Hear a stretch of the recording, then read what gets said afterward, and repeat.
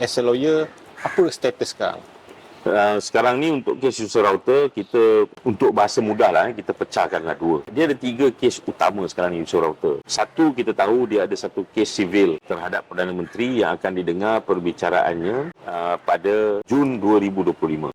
Satu lagi adalah kes-kes jenayah yang dihadapi oleh beliau, iaitu pertuduhan didakwa mengedar dadah jenis ganja di bawah Seksyen 39B, 305 gram. Itu masih menunggu dipindahkan ke Mahkamah Tinggi. Kenapa ke Mahkamah Tinggi Kuala Lumpur? Sebab yang boleh dengar kes-kes berkaitan dengan pengedaran dadah hanyalah Mahkamah Tinggi saja. Sebutan untuk kes itu adalah pada 12/11/2024, bulan 11. Pada masa yang sama, dia juga telah dipertuduhkan dengan satu lagi pertuduhan, iaitu memiliki senjata. Walaupun dikatakan senjata tiruan, kita pun tak tahu, kita tunggu. Dan dia telah pun dituduh di Mahkamah Magistrate dan akan dipanggil juga untuk pengurusan kes pada 12/11 juga. Tarikhnya sama dengan pengedaran dadah tersebut. Belum ada perbicaraan lagi. Dan harus ingat, untuk kes-kes berkaitan dengan pengedaran dadah, hukumannya walaupun tidak ada mandatory, gantung, penjara 30 tahun, semua hidup 30 tahun, ataupun gantung. Kita pulang kepada perbicaraan nanti. Bagi kes dadah ni, berkaitan dengan pengedaran, trafficking, kes-kes ni akan mengambil masa yang amat lama.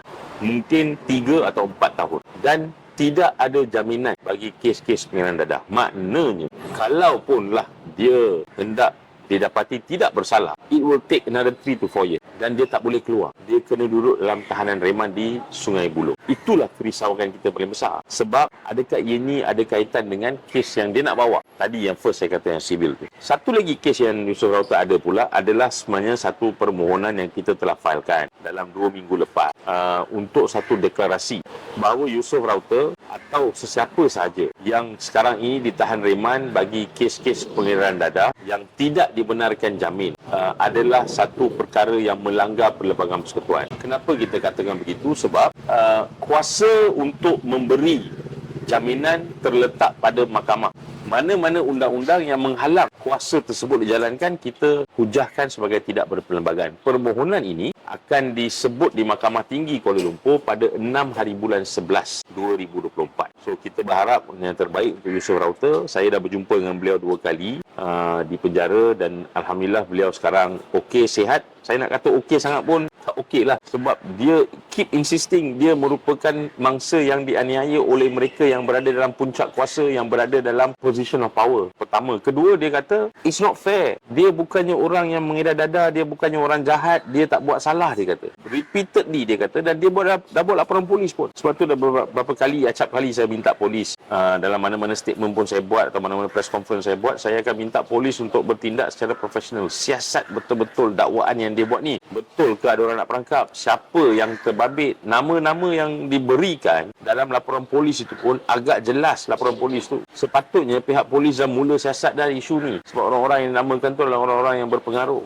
Yang menurut Yusof Router mempunyai kemampuan dan keinginan untuk memastikan beliau itu dianiaya dan diperangkap. So itu untuk kes deklarasi tersebut, seperti mana saya nyatakan tadi, akan naik ke Mahkamah 6 bulan 11. Tetapi pada masa yang sama akan ada satu press conference khas yang kita sediakan insya-Allah pada 7 hari bulan 11 bersama dengan keluarga Yusof Router. Kita dah buat keputusan, ada keperluan untuk masyarakat dan rakyat Malaysia mendengar cerita sebenarnya daripada keluarga Yusof Router dan kekecewaan mereka, di mana mereka menzahirkan kekecewaan dulu apabila mereka-mereka yang sekarang berada dalam kerajaan, isu Teo Beng Hock hampir acap kali, setiap kalilah sebulan sekali mesti ada press conference ke, mesti ada orang bertanya soalan di parlimen dan sebagainya. Tapi kes Yusof Router ni seolah-olah macam orang buat tak tahu, tutup je sebelah mata. Di manakah CSO, NGO yang isu-isu ni macam tak berbangkit? So insyaAllah kita akan buat PC 7 bulan 11 dan kita akan keep everyone updated. Saya dah nyatakan